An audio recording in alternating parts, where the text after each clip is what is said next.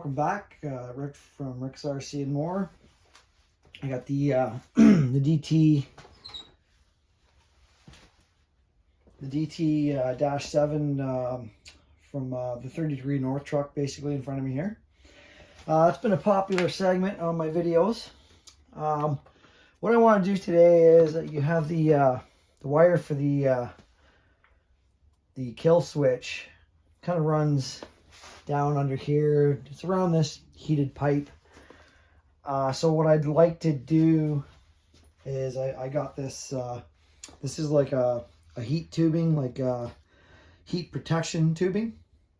I'd like to run this up over the wire. It's got these two magnets here.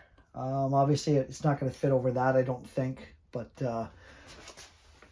it's just a matter of me unplugging it, and hopefully it fits over this connector, and I can get this connector right here.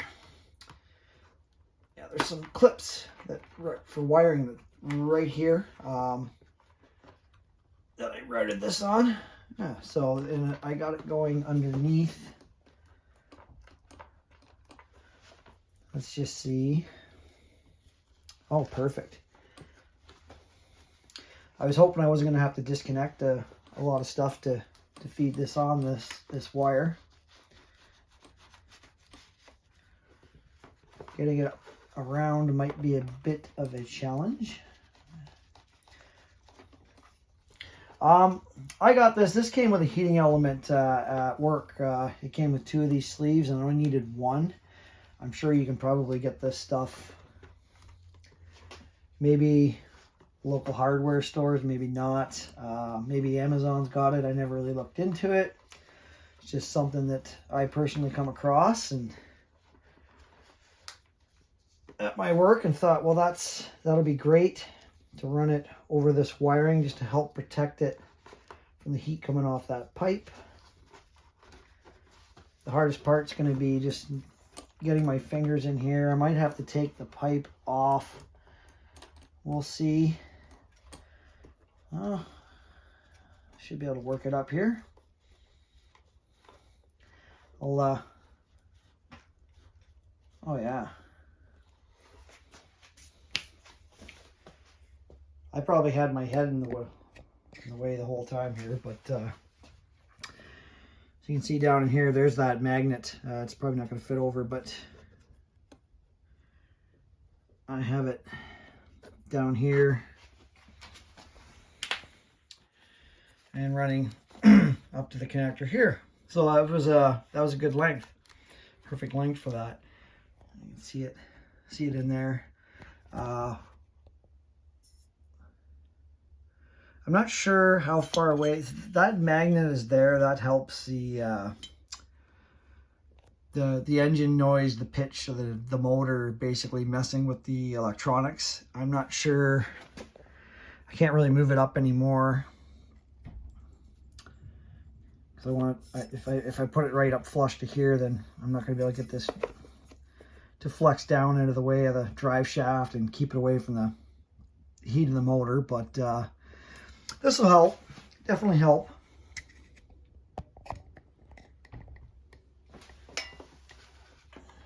And it's just a matter of reconnecting this.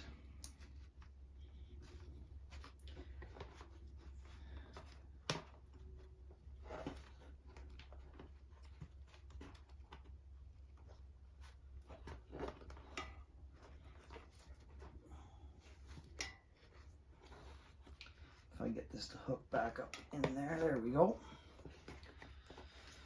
Simple as that. That sleeve will give it a little more protection for that wiring from heat. And also kind of the drive shaft's like right there. It's it might actually rub on it with that stuff on there.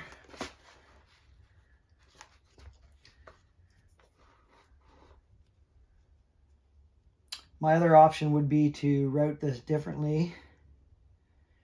Now that I have heat tubing on there. Decisions. I may take a minute here and I might route that wiring down and around here now that I got the protector on it, instead of, because I'm really worried about how close it is to that drive shaft. It hadn't rubbed before, but with this high heat tubing on there, it's kind of it's giving the wire less flex. So I'll be back with you in a minute. All right, so I ended up going back to the original routing. Unfortunately, when the wiring comes out of that motor, there's a drive shaft there. You've got your brakes here, your rotors and your little calipers and everything. It's really hard without having a much longer wire to completely route it in a different area. With a servo extension, you probably wouldn't have an issue. I don't know, you're gonna have much longer wire. It's back where it originally was. It's a little close to the drive shaft, but what do you do?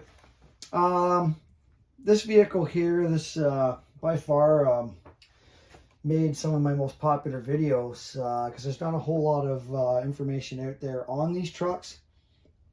I just pulled this thing out last week, put some fresh fuel in it, fired it up within a few pulls. It still seems to run good. The only other issue I've had with it is I did have to replace the recoil. The rope broke. Let me see here. On the original recoil, and I think let me pull it out here.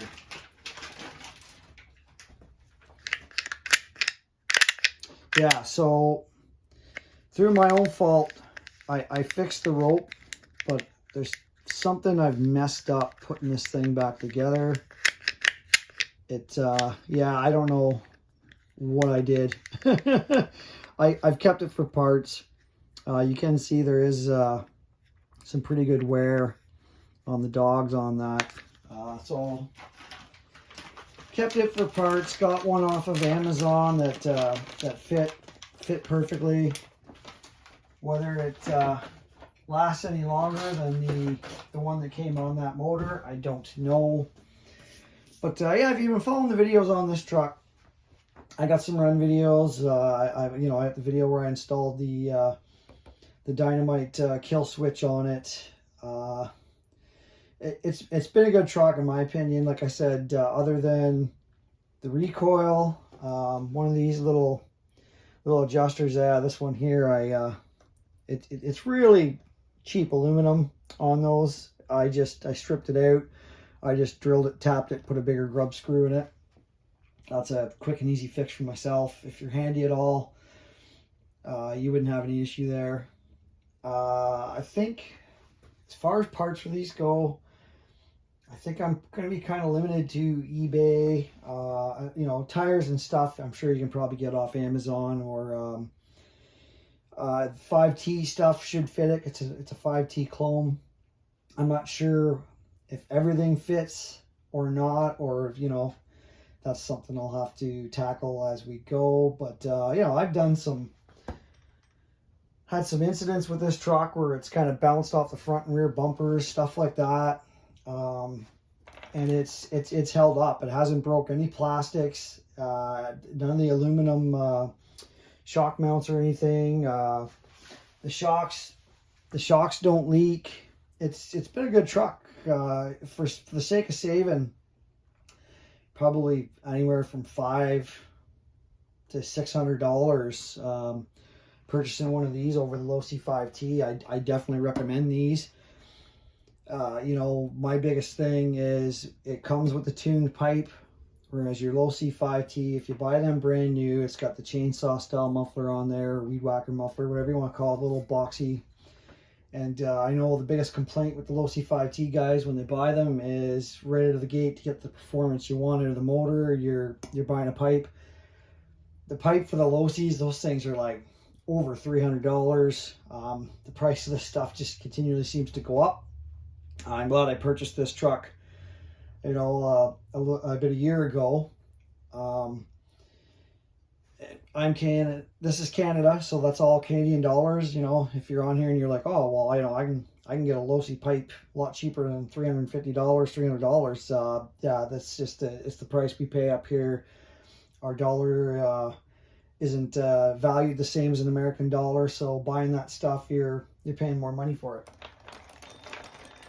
So I have zero complaints about this truck. Like, I ran it for a full year. Like I said, like a $30 recoil, quick fix here myself, and you know, I threw in the remote kill switch from Dynamite. That was like $50, and this truck comes with your remote, comes with the Fly Sky 3-channel, so you got that 3rd channel to install your kill switch.